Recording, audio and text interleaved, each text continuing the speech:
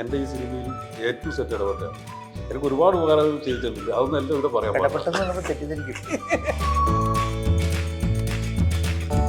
നമുക്ക് ആ ഫസ്റ്റ് സിനിമയിൽ നമ്മൾക്ക് എല്ലാവരെയും പരിചയപ്പെടുന്നൊരു സിനിമയിൽ നമ്മളെല്ലാവരും ഓർത്തിരിക്കും. അവരായിരിക്കും നമുക്ക് ബാക്കി നമ്മൾ സിനിമയിൽ എല്ലാവരും ചിലപ്പോൾ ഓർത്തിരിക്കണമെന്നില്ല. പിന്നെ ഞാൻ ഇഷ്ടത്തിന് വിളിച്ച വീട് പോലും ഇപ്പോൾ പണയം വെച്ചിരിക്കും ഇതിന് വേണ്ടിയിട്ട്.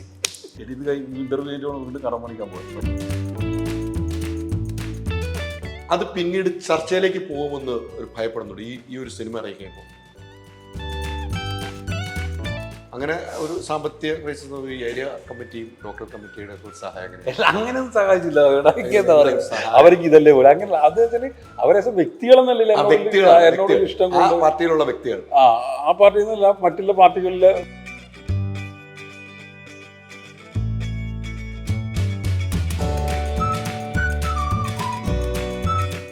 അങ്ങനെയാണ് ഈ സബ്ജക്റ്റ് ഇപ്പം ഏത് സമയത്തും അവതരിപ്പിക്കാന്നൊരു കഥയാണ്. അതെ അതെ അതെ.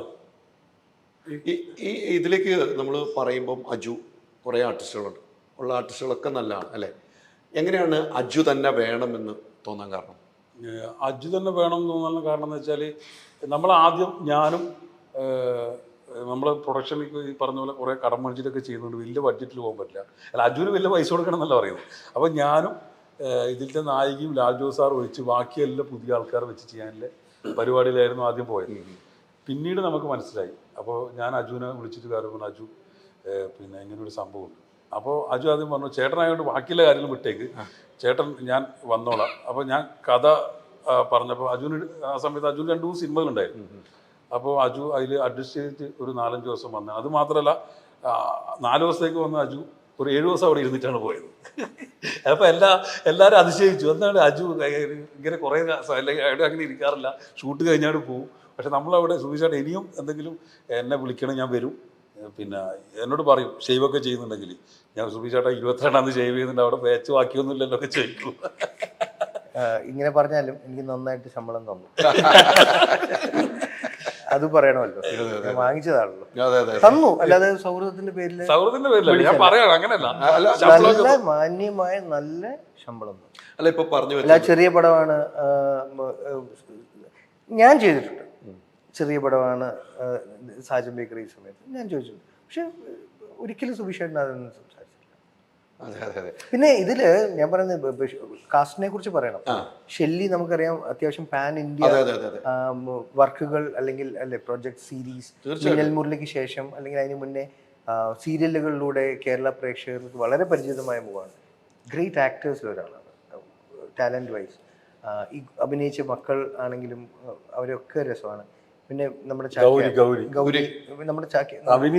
വിനീത് വാസുദേവൻ, അദ്ദേഹം ഒരു ഗംഭീര ടാലന്റ് ആണ്. അദ്ദേഹത്തിനെ കൂടുതൽ മലയാളികൾ അറിയാൻ കിടക്കുന്നേ ഉള്ളൂ മുന്നോട്ട്. നമ്മുടെ പെട്ടെന്ന് പറയുകയാണെങ്കിൽ സൂപ്പർ ശരണ്യയിലെ അയ്യോ സൂപ്പർ ശരണ്യയിലെ നമ്മുടെ അശോക് മേനോനോ താടി വെച്ച മറ്റേ ജാട, അത് എനിക്ക് ഭയങ്കര ഇഷ്ടപ്പെട്ടു. അതാണ് ഞാൻ ആദ്യം വിനീതിനെ ശ്രദ്ധിച്ച ആൾ. പക്ഷെ അദ്ദേഹം ഒരു സംവിധായകനാണ്. അദ്ദേഹത്തിന് ഷോർട്ട് ഫിലിം ഭയങ്കര മെക്കാനിക് വർക്ക്, പെട്ടെന്ന് എനിക്ക് കിട്ടുന്നില്ല പേര്. അപ്പൊ അങ്ങനെ വളരെ പോപ്പുലറായി മാറാൻ പോകുന്ന ഒരു ആർട്ടിസ്റ്റാണ്. പിന്നെ ഗൗരി കിഷൻ ഉണ്ട്. ഗൗരി കിഷൻ 96 ഒരുപാട്. പിന്നെ ലാൽ ജോസ് സാർ മുഴുനീള വേഷത്തിൽ ആശാരമുളക് കൊടുത്ത പണി. Anurag mechanical works. അങ്ങനെ ഫേസസ് ഒരുപാടുണ്ട്. ജാഫ്രിക്ക, ഹരീഷ് കണാറുണ്ട്. വിജയ് ബാബു ഉണ്ട്, വിജയേട്ടനുണ്ട്, ദർശന നായരുണ്ട്, ഗോകുലൻ. ഫാന്റാസ്റ്റിക് ആക്ടർ അല്ലേ ഗോകുലന്റെ. ഒത്തിരി ആർട്ടിസ്റ്റുകളുണ്ട് ഈ സിനിമയില്. അതാ ഞാൻ പറഞ്ഞത്, സുബീഷേട്ടൻ ഒരു പ്രൊജക്ട് സെറ്റ് ചെയ്യുമ്പോൾ അതിൽ ഞാൻ പറഞ്ഞ ഈ പേരുകളെക്കാളും ആ സിനിമ എന്തെങ്കിലും രീതിയിൽ പ്രേക്ഷകരിൽ എത്താൻ ഇന്ന മുഖം ഒരു 10 പേരിലൂടെ എത്താൻ കാരണമുണ്ടെങ്കിൽ ആ മുഖത്തെയും കൂടി പുള്ളിയുടെ പരിധിക്കുള്ളിൽ നിന്നുകൊണ്ട് പറ്റുന്നതിലൊക്കെ ചെയ്തിട്ടുണ്ട്. എനിക്കെപ്പോഴും അങ്ങനെ എഫേർട്ട് എടുക്കുന്ന വ്യക്തികളോട് ഭയങ്കര റെസ്പെക്റ്റാണ്. അദ്ദേഹം എന്തു ചെയ്തു, എത്ര വലിപ്പം ചെയ്തു എന്നല്ല, അദ്ദേഹത്തിൻ്റെ കഴിവിൻ്റെ പരമാവധി അദ്ദേഹം എടുത്തിട്ടുണ്ടോ, ആദ്യത്തെ സ്റ്റെപ്പിൽ അത് മതി. അടുത്ത വരുമ്പോൾ അതിലും കൂടുതൽ എടുക്കും. ഇതിൻ്റെ എക്സ്പീരിയൻസ് അപ്പോൾ അവിടെ മുതൽക്കൂട്ടായിട്ട് മാറുകയാണല്ലോ. അതെ തീർച്ചയായിട്ടും. അതെ. ഇപ്പോൾ നേരത്തെ പറഞ്ഞല്ലോ ഒത്തിരി കഷ്ടപ്പെട്ടു സാമ്പത്തികമായിട്ടൊക്കെ. ഞാൻ കുറേ അന്വേഷിച്ചു, ഞാൻ ഇടയ്ക്ക് അന്വേഷിക്കാറ്. ലാസ്റ്റ് അവസാനമൊക്കെ ഈ പ്രൊഡ്യൂസർമാരില്ലെങ്കിൽ സിനിമ ഉണ്ടാവില്ല. ഞാൻ എടുത്തു തന്നെ പറയാം, ഈ പ്രൊഡ്യൂസർമാർ ചങ്കൂറ്റത്തോട് വന്നുകൊണ്ട് തന്നെ സിനിമ ലാസ്റ്റ് ആയപ്പോൾ ഒത്തിരി ബുദ്ധിമുട്ടിയെന്നാണ് എനിക്കറിയാം. നമ്മുടെ പാർട്ടി സഖാക്കളൊക്കെ ഏരിയ കമ്മിറ്റി, ലോക്കൽ കമ്മിറ്റിയും ഒക്കെ ഗംഭീരമായിട്ട് സഹായിച്ചതാണ് ഞാൻ പറയുന്നത്. സൗഹൃദ വിലയുള്ള അത് അത്ര സൗഹൃദമുണ്ട്. ഇത് നമ്മളെ ഈ കൃഷ്ണേട്ടൻ എന്ന് പറഞ്ഞ ആളും മൂന്നാമത്തെ പേര് കേസി. അപ്പോൾ ഇവരൊക്കെ അവരെ കുറച്ച് അവരൊക്കെ അത്യാവശ്യം സാമ്പത്തികമുള്ള ആൾക്കാരാണ്. പക്ഷെ ഇന്നത്തെ സാമ്പത്തിക അവസ്ഥ എല്ലാവർക്കും അറിയാലോ, കൊറോണയ്ക്ക് ശേഷം. അപ്പോൾ ഇവരൊക്കെ കുറച്ച് സ്ഥലങ്ങളൊക്കെ പണയം വെച്ചിട്ടാണ് ഇതാക്കുന്നത്. അപ്പോൾ അവരെ വീട്ടിലേക്ക് ഇപ്പോൾ എപ്പോൾ പോസ്റ്റ്മാൻ പോയിക്കൊണ്ടിരിക്കുകയാണ്. അപ്പോൾ പോസ്റ്റ്മാൻ ഇങ്ങനെ പോയിക്കൊണ്ടിരിക്കുകയാണ്. അപ്പോൾ ഈ സിനിമയിൽ അവർക്കുള്ള വിശ്വാസം, പിന്നെ എന്നോടുള്ള ഇഷ്ടങ്ങളാണ്. പിന്നെ എനിക്ക് ഇപ്പോൾ അജുവിനോട് ഞാൻ അന്നവാറ് പറഞ്ഞൊരു സംഭവമാണ്. എനിക്ക് ഒരുപാട് മനുഷ്യന്മാരെ സഹായിച്ചിട്ടുണ്ട് നമ്മൾ ഈ എന്നോടുള്ള ഇഷ്ടം കൊണ്ട്. മലയാള സിനിമയ്ക്ക് ഫണ്ട് കൊടുക്കുന്ന ഒരാൾ 5 പൈസ പലിശ എനിക്ക് പൈസ തന്നിട്ടുണ്ട്. അത് ചെറിയൊരു പൈസ കേട്ടോ. എന്നോട് പറഞ്ഞു, എനിക്ക് നിന്നെ മുമ്പേ ഇഷ്ടമാണ് അതെല്ലാം പറഞ്ഞിട്ട്, നീ കുറേ കാലമായില്ലേ വന്നിട്ട്. അത് ഈ മുഖം ഭയങ്കര ഇഷ്ടം വരുന്ന ദേഷ്യപ്പെട്ട് കണ്ടിട്ടില്ലേ? അല്ല, സിനിമ വരുന്നതിന് മുന്നേ നമ്മൾ സിനിമകളിൽ കണ്ടിട്ടുണ്ട് ചെറിയ വേഷങ്ങളിൽ. ഞാൻ അപ്പോൾ നമുക്കൊരു ഐഡന്റിറ്റി തോന്നുന്ന ഒരു മുഖമാണ്. ഒരു ക്യൂട്ട്, അല്ലെങ്കിൽ അറ്റ് ദ സെയിം ടൈം നമുക്ക് അതൊന്ന് മാറ്റി പിടിച്ചു കഴിഞ്ഞാൽ നമ്മൾക്ക് എന്ത് ചെയ്യാൻ പറ്റാത്ത ഒരു അൺപ്രഡിക്റ്റബിലിറ്റിയും തോന്നാവുന്നത്. ഇത് രണ്ടും ഉണ്ടെങ്കിൽ എന്തൊക്കെ വേഷം ചെയ്യാം. അതെ അതെ അതെ അതെ. എനിക്ക് അങ്ങനെ തോന്നിയേക്കുന്ന ഒരു ആക്ടറുണ്ട് ഇപ്പോൾ ഈ പുതിയ തലമുറയിലുള്ള രാജേഷ് മാധവൻ. ഞാൻ രാജേഷിനെ തമാശ കളിക്കുന്ന മലയാളത്തിൻ്റെ നവാസുദ്ദീൻ സിദ്ദിഖി എന്നാണ്. കാര്യം അദ്ദേഹത്തിൻ്റെ കൂടെ ഞാൻ മിന്നൽ മുരളിയും മിഥുൻ്റെ ഒരു സിനിമ അർദ്ധരാത്രിയിലെ കൂടാന്ന് പറഞ്ഞ സിനിമ ഇതിലുണ്ടെങ്കിൽ ഞാൻ വർക്ക് ചെയ്തിട്ടുണ്ട്. പിന്നെ അദ്ദേഹത്തിൻ്റെ സിനിമകൾ കണ്ടിട്ടുണ്ട്, നമ്മുടെ രതീഷ് ബാലകൃഷ്ണ പൊതുവാളൻ്റെ സിനിമകൾ എല്ലാത്തിലും. Great talent. അപ്പം ആ സെയിം സാധനം നമ്മൾ രണ്ട് എക്സ്ട്രീമും എളുപ്പത്തിൽ മുഖത്ത് കൊണ്ട് ഭാവങ്ങൾ വരികയാണല്ലോ ചേട്ടാ ആത്യന്തികമായ അഭിനയം എന്ന് പറയുന്നത്. എൻ്റെ തീർച്ചയായിട്ടും എളുപ്പത്തിൽ വരാൻ പറ്റുന്ന ഈസി ഗിഫ്റ്റഡ് ആണ്. അതെ അതെ, ഒരു മാറ്റമല്ല, ഒരു ഗിഫ്റ്റ് തന്നെയാണ്. ഈ പറഞ്ഞു വെച്ചതിൽ തന്നെ തുടങ്ങട്ടെ. അങ്ങനെ ഒരു സാമ്പത്തിക ക്രൈസിസ് ഈ ഏരിയ കമ്മിറ്റിയും ലോക്കൽ കമ്മിറ്റിയുടെ ഒക്കെ ഒരു സഹായം അങ്ങനെയൊന്നും സഹായിച്ചില്ല. അവർക്ക് ഇതല്ലേ പോലെ അങ്ങനെ അദ്ദേഹത്തിന് അവരെ വ്യക്തികളെന്നല്ല ഇഷ്ടം പാർട്ടിയിലുള്ള വ്യക്തികൾ. ആ പാർട്ടിയിൽ നിന്നല്ല, മറ്റുള്ള പാർട്ടികളിലെ സുഹൃത്ത്. ഇപ്പോൾ റിജിൽ മാക്കുട്ടി എന്ന് പറഞ്ഞ യൂത്ത് കോൺഗ്രസിന്റെ സംസ്ഥാന ഭാരവാഹി നമ്മളെ പേഴ്സണലായിട്ടൊക്കെ എന്നോട് കാര്യങ്ങളൊക്കെ ചോദിച്ചറിഞ്ഞ് സഹായിക്കാറുണ്ട്. ഞാൻ പറഞ്ഞ ആ കൂട്ടത്തിന്റെ കൂടെ സഞ്ചരിക്കുന്നതുകൊണ്ടാണ് ഞാൻ അവരായിട്ട് കൂടുതൽ അടുക്കുന്നത്. നിങ്ങൾ ഉദ്ദേശിക്കുന്ന വെച്ചാൽ നമ്മളെ പാർട്ടി എന്ന് പറയുന്നത് സിസ്റ്റത്തിനോട് അല്ല. അത് പിന്നെ ഞാൻ അവരിൽ നിന്ന് വളർന്ന ഒരാളാണ് സ്വാഭാവികമായിട്ട്. അപ്പോൾ ഞാൻ ഈ രാഷ്ട്രീയത്തിൽ എല്ലാ രാഷ്ട്രീയത്തിലും എല്ലാ രാഷ്ട്രീയക്കാരും മാനിക്കുന്ന ഒരാളാണ്. രാഷ്ട്രീയ പ്രവർത്തനം വേണമെന്ന് ആഗ്രഹിക്കുന്ന ആളാണ്. ഇപ്പോൾ അജു എന്നോട് അലിഖാൻ്റെ ഇടത്തേക്ക് വരുന്നതിന് മുമ്പ് അജു എന്നോട് പറഞ്ഞു, ഞാൻ മുമ്പൊക്കെ ചേട്ടനെ കണ്ടാൽ പറയും ചേട്ടൻ രാഷ്ട്രീയത്തിൽ ഇറങ്ങണം, ചേട്ടൻ എല്ലാവരും സഹായിക്കാൻ പറ്റും. പക്ഷേ ഇപ്പോൾ എന്നോട് പറഞ്ഞു, ഇനി നിങ്ങൾ രാഷ്ട്രീയത്തിൻ്റെ കൂടെ സിനിമയിൽ നിങ്ങൾ മുഖ്യധാരയായിട്ട് എടുക്കണം എന്ന് പറഞ്ഞു. ഞാൻ മനസ്സിലാക്കി, ഇന്ന് ആർക്കും സിനിമ തിയേറ്ററിൽ ചെയ്യാമെന്നുള്ള മലയാളിക്ക് ധൈര്യം കൊണ്ടുവന്നതിലെ പ്രമുഖ വ്യക്തിയായിട്ട് ഞാൻ കാണുന്നത് സന്തോഷ് പണ്ഡിറ്റിനെയാണ്. ആ ധൈര്യം തിയേറ്ററിൽ ഇറക്കി ഹിറ്റാക്കുക എന്ന് അന്ന് സോഷ്യൽ മീഡിയ നിങ്ങൾ സജീവമല്ല. അത് ചെയ്ത് ഒരു ധൈര്യം കിട്ടിയപ്പോൾ തൊട്ടാണ് ഈ മൊബൈലിലോട്ട് വരെ സിനിമ എത്താൻ ഒരു ഒരു ഒരു ഒരു കാരണമാകുന്നത്. ഇന്നത് എത്തിക്കഴിയുമ്പോൾ കണ്ടന്റ് സംസാരിക്കുന്ന കാലമായി മാറുമ്പോൾ ഞാൻ പറഞ്ഞു, സുബീഷ് ഏട്ടന് പ്രത്യേകിച്ച് ഇപ്പം അടുത്തൊരു സബ്ജക്റ്റിൻ്റെ ചുമ്മാ ഇപ്പം എന്നോടൊരു കഥ പറഞ്ഞു. ഇതിന് മുന്നേ ഷൂട്ടിൻ്റെ ഇടയ്ക്ക് വേറൊരു കഥയും പറഞ്ഞു. അപ്പം ഇതിലൊക്കെ എനിക്ക് തോന്നിയിരുന്ന സാധനം, ഇദ്ദേഹം ചൂസ് ചെയ്യുന്ന കണ്ടന്റുകൾക്ക് ഭയങ്കര ഒരു ഐഡന്റിറ്റി ഉണ്ട്. അതായത് ഫ്രഷാണ്. നമ്മൾ ഇപ്പോഴത്തെ ഭാഷയെ പറഞ്ഞാൽ, കരിക്കിൻ്റെ ഭാഷയെ പറഞ്ഞാൽ ഫ്രഷാണ്. അങ്ങനെ ഫ്രഷാന്ന് ധൈര്യമായിട്ട് പറയാം. ഇതിന് മുന്നേ വന്നിട്ടില്ല. ഞാൻ പറഞ്ഞു, താങ്കൾക്ക് ആ മുഖം അഡ്വക്കേറ്റ് ചെയ്യൂ പ്രേക്ഷകരിൽ. ഇന്ന നടൻ്റെ കഥ വന്നാൽ അതിലൊരു പുതുമയുള്ള സബ്ജക്റ്റ് ഉണ്ട് എന്നുള്ള വിശ്വാസം നേടിയെടുത്താൽ താങ്കൾ നാളെ ഇവിടുത്തെ മുഖ്യധാര നായക നടനാവുകയാണ്. എല്ലാവരും പ്ലാൻ ചെയ്തൊക്കെ തന്നെ കുറേയൊക്കെ നടത്തുന്നത്. താല്പര്യം. അപ്പം താങ്കൾക്ക് ആ ലൈസൻസ് നേടിയെടുക്കാം. ഒറ്റ സിനിമ കൊണ്ട് കിട്ടൂല, 1, 2, 3 സിനിമ, ബാക്കി തലവരെയാണ്, അല്ലെങ്കിൽ യോഗം എന്നൊക്കെ നമ്മൾ പറയുന്നതാണ്. പക്ഷേ ആ ഹാർഡ് വർക്ക് ചെയ്യാനുള്ള മനസ്സുണ്ട്, അഭിനയിക്കാനുള്ള കപ്പാസിറ്റി ഉണ്ട്. സോ തീർച്ചയായിട്ടും ഇത്രയും ബന്ധങ്ങളുണ്ട്, എക്സ്പീരിയൻസ് ഉണ്ട്. എന്തിനാ ഒരു ഓപ്ഷൻ കളയുന്നു എന്ന് ഞാനിപ്പം നമ്മൾ കൃത്യമാണ്.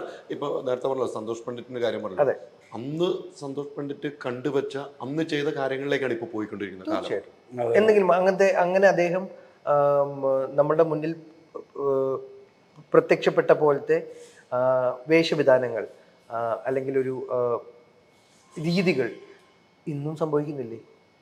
അതെ. അപ്പം അത് നമുക്കൊരിക്കലും അത് ഒരു ഫോർസൈറ്റ് ആയിട്ടേ പറയാൻ പറ്റുള്ളൂ. അന്ന് കോമാളിയായിട്ട് ചിത്രീകരിച്ചവരും ഉണ്ടായിരുന്നു. തീർച്ചയായിട്ടും സന്തോഷ് പണ്ഡിറ്റ്. നമ്മൾ കണ്ട് ചിരിച്ച്, പക്ഷെ നമുക്ക് എപ്പോഴും തെറ്റ് സംഭവിക്കുമ്പോൾ അത് തെറ്റാണെന്ന് തിരിച്ചറിഞ്ഞാൽ പിന്നെ കറക്റ്റ് ചെയ്യുക, അതേ ഉള്ളൂ. തെറ്റ് പോലും പറ്റാം, നമുക്ക് അതിലൊരു വലിയ തെറ്റ് പറ്റാത്ത, അല്ലെങ്കിൽ ഒരു സ്റ്റേറ്റ്മെന്റ്, ഞാൻ എൻ്റെ സ്റ്റേറ്റ്മെന്റ്സ് എല്ലാം ശരിയായിട്ടേ പറയുള്ളൂ എന്ന് മനുഷ്യന് വാശി പിടിക്കാൻ പറ്റുന്ന എനിക്ക് പറ്റൂല. നാളെ അത് പറഞ്ഞത് പാളിപ്പോയെന്ന് പറഞ്ഞാൽ അത് പാളിപ്പോയി കഴിഞ്ഞു. അന്ന് യൂട്യൂബിൽ റിലീസ് ചെയ്ത് ലക്ഷങ്ങളുണ്ടാക്കി. ആ കാലഘട്ടം ഇപ്പൊ ഒന്ന് OTT ആയിട്ട് മാറി. അല്ല, തിയേറ്ററിലും ഉണ്ടായിരുന്നു, രണ്ടും കൂടെ അന്ന്.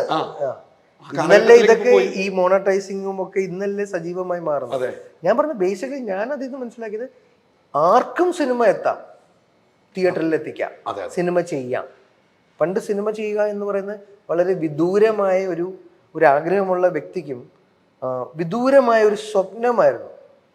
ഇന്ന് അത് സ്വപ്നമല്ല, യാഥാർത്ഥ്യമാവാൻ കുറച്ചും കൂടി കാരണം ആയത് ഇങ്ങനെയുള്ള ഒരു വ്യക്തി കാരണമാണ്. തീർച്ചയായിട്ടും ഞാൻ വിശ്വസിക്കണം, ഇതെന്റെ വിശ്വാസമാണ്, ആരോ അടിച്ചേൽപ്പിക്കുന്നില്ല. അതെ. നമ്മൾ നേരത്തെ പറഞ്ഞു വെച്ചില്ല, ഇത്തരം ഒരു സബ്ജക്റ്റ് വരുമ്പോൾ ചർച്ച ചെയ്യപ്പെടുന്നു പറഞ്ഞു. ഈ സബ്ജക്റ്റ് ഇങ്ങനെ തിരഞ്ഞെടുക്കുമ്പോൾ എന്തായിരുന്നു മനസ്സിലുണ്ടായിരുന്നത്? അല്ല, ഇത് നിസാം റാവുത്തർ എന്ന് പറഞ്ഞ ഹെൽത്ത് ഇൻസ്പെക്ടർ, അദ്ദേഹം ഇപ്പോൾ നേരത്തെ അജു പറഞ്ഞ പോലെ, അജുനോട് ഞാൻ നേരത്തെ പറഞ്ഞൊരു സിനിമയുടെയൊക്കെ കഥ, അദ്ദേഹത്തിൻ്റെ ഒരുപാട് കഥകളുണ്ട്. ശരിക്കും അദ്ദേഹത്തിന് ഞാൻ മേടിച്ചു വെച്ചിരിക്കുക, ഒരു സൈഡിലിരിക്കുക, വിട്ടുകൊടുക്കൂല, പുറത്തിറങ്ങാൻ ഞാൻ വിടില്ല, കാരണം ആരും കൊത്തിക്കൊണ്ടു. അപ്പോൾ അങ്ങനെ എൻ്റെ കസ്റ്റഡിയിലുള്ളത്. അപ്പം ഇങ്ങനെ ഒരു കഥ പറഞ്ഞു. അപ്പോൾ ഞാൻ പറഞ്ഞു ഇത് കൊള്ളാമെന്ന് പറഞ്ഞു. അപ്പോൾ എന്തുകൊണ്ട് ഞാൻ നായകനായെന്ന് വെച്ചാൽ, ഇപ്പോൾ ഒരു ആർട്ടിസ്റ്റിൻ്റെ അടുത്ത് പോയിട്ട് ഇത് പിച്ച് ചെയ്ത് സമയമില്ല. അപ്പോൾ സ്വാഭാവികമായിട്ട് നമുക്ക് സിനിമ ചെയ്യണം. ഞാൻ വിചാരിച്ചു ഇതിലൊരു വേഷം ചെയ്യാം. അപ്പം നിസാം റാവുത്തർ എന്നോട് പറഞ്ഞു, അണ്ണ നിങ്ങൾ സുബീഷ, ഈ പടം നീ നായകനാവണം. നിസാം റാവുത്തറാണ് എന്നെ നായകനാക്കി.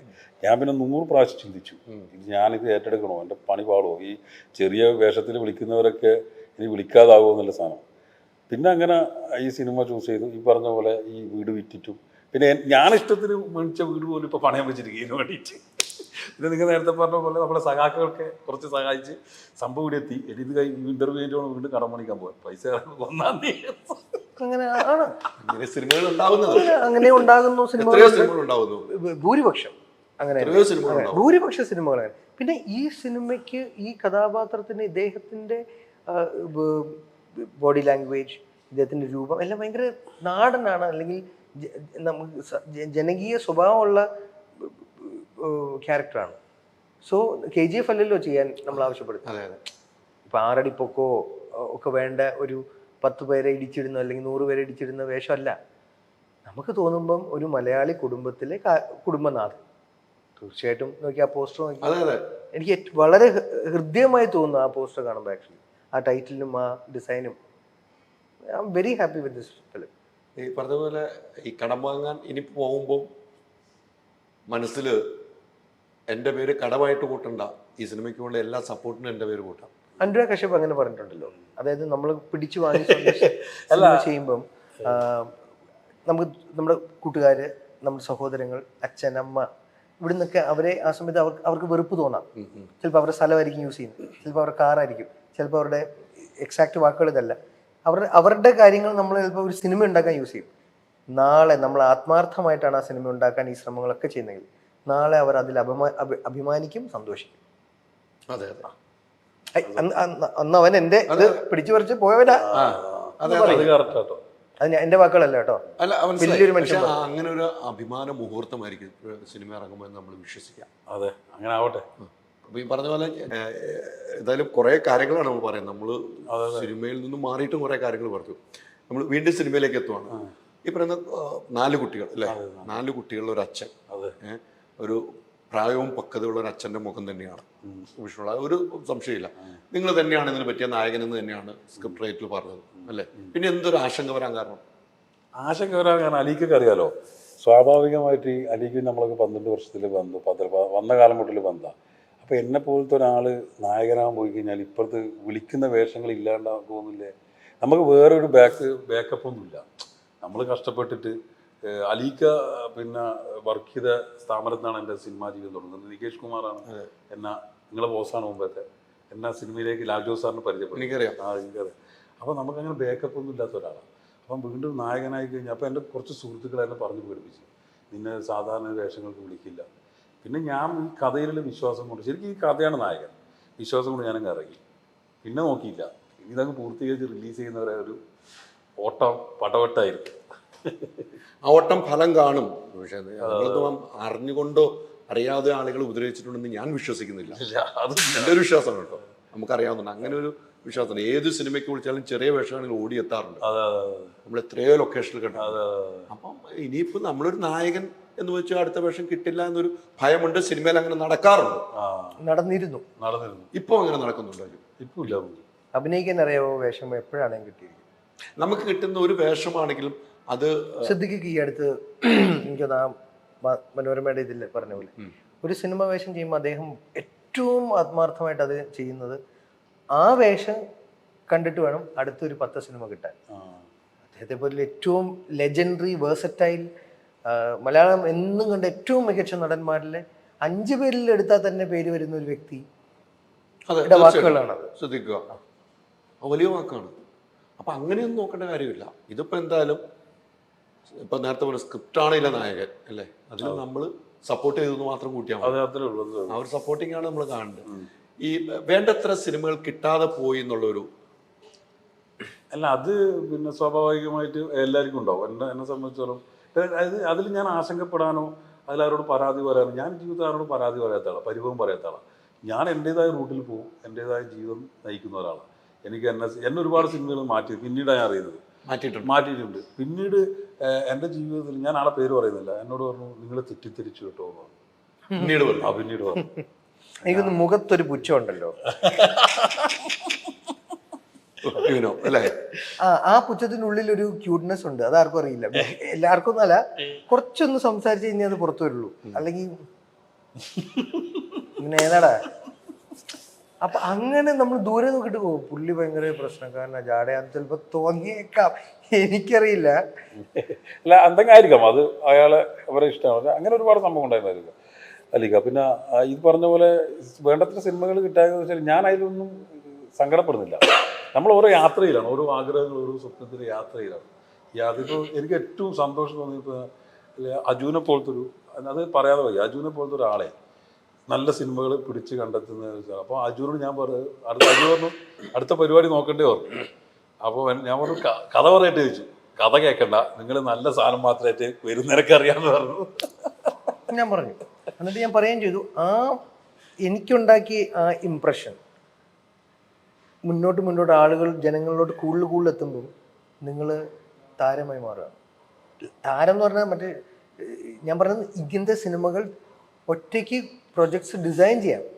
നിങ്ങളുടെ മുഖം കണ്ടാൽ ഈ സിനിമയിൽ ഒരു പുതുമയുള്ള സബ്ജക്ട്, ഞാൻ നേരത്തെ പറഞ്ഞതല്ലേ, ഉണ്ടെന്നുള്ള വിശ്വാസം ജനങ്ങളിൽ വന്നാൽ നിങ്ങളുടെ സിനിമയ്ക്ക് ആളുകൾ വരും.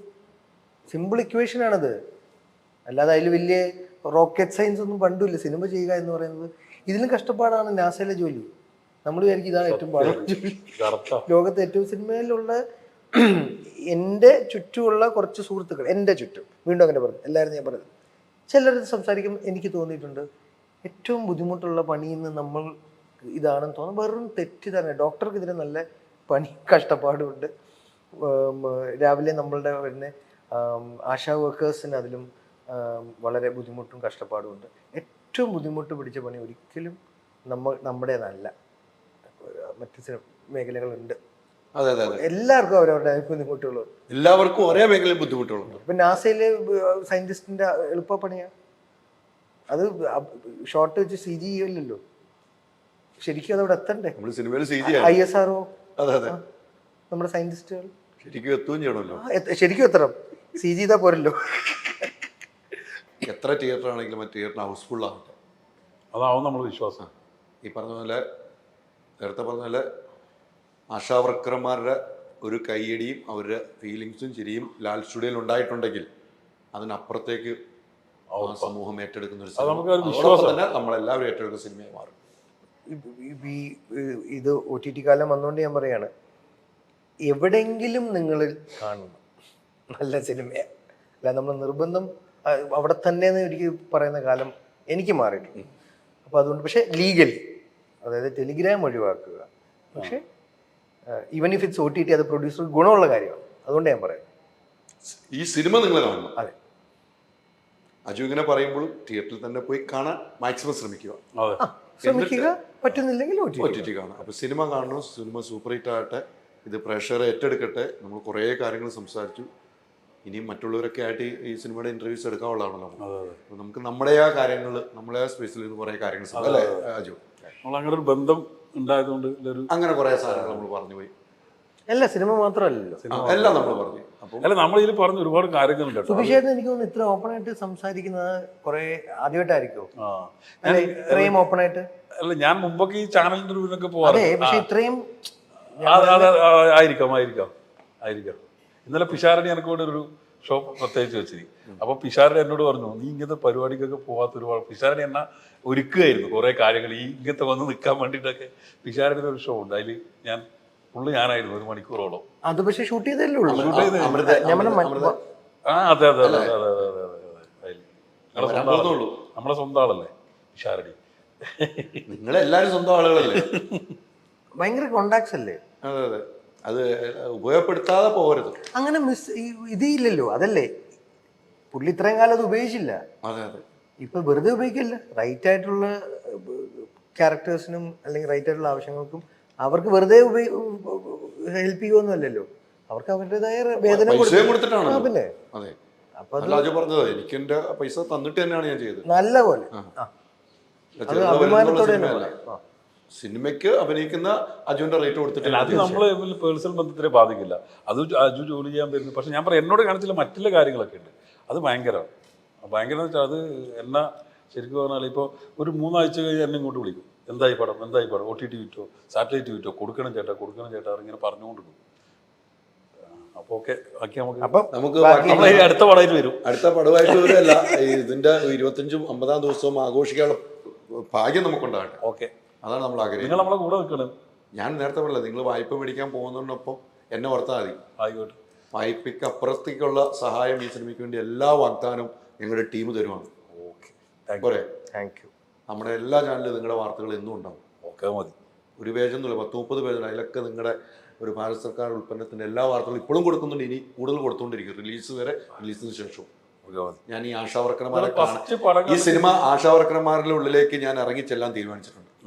എൻ്റെ ഒരു മൈക്കും ഞാൻ ഈ പടത്തിൽ അഭിനയിച്ചതിൽ അതുകൂടെ സത്യം പറയാം, നിങ്ങളുടെ നാട്ടുകാർക്ക് ഈ പടത്തിൽ അഭിനയിച്ച ഒരാളെ സഹോദരി ആശാവർക്കർ ജാഫർ ഖാന്റെ. ഇപ്പൊ മനസ്സിലായി. ഓക്കെ. അപ്പൊ ഇവരൊക്കെ ഞാൻ കാണുന്നുണ്ട്. ഫസ്റ്റ് തിയേറ്ററിൽ നമ്മൾ പടം കണ്ടിട്ട് പുറത്ത് നിങ്ങൾ തകർക്കണം. കണ്ടിട്ട് നിങ്ങൾ ജനുവിനായ അഭിപ്രായം. അതല്ലെങ്കിൽ അതേ പറയുള്ളൂ. പടം ഇഷ്ടപ്പെട്ടില്ലെങ്കിൽ നമ്മൾ മിണ്ടാതെ പോകും. പടം ഇഷ്ടപ്പെട്ടാൽ പറയും. പടത്തിനെതിരെ ഞാൻ പറയില്ല. അത് എൻ്റെ ഒരു അന്നം തന്നെയാണ് സിനിമ. അതുകൊണ്ട് അപ്പോൾ നമുക്ക് കാണാം. ഓക്കെ. റിലീസ് നമ്മൾ 1-ാം തീയതി തന്നെ നടത്തും. നമ്മൾ ബാക്കിയുള്ള കാര്യം ഓപ്പറേറ്റ്. അപ്പോൾ ഒത്തിരി സന്തോഷം. ഓക്കെ.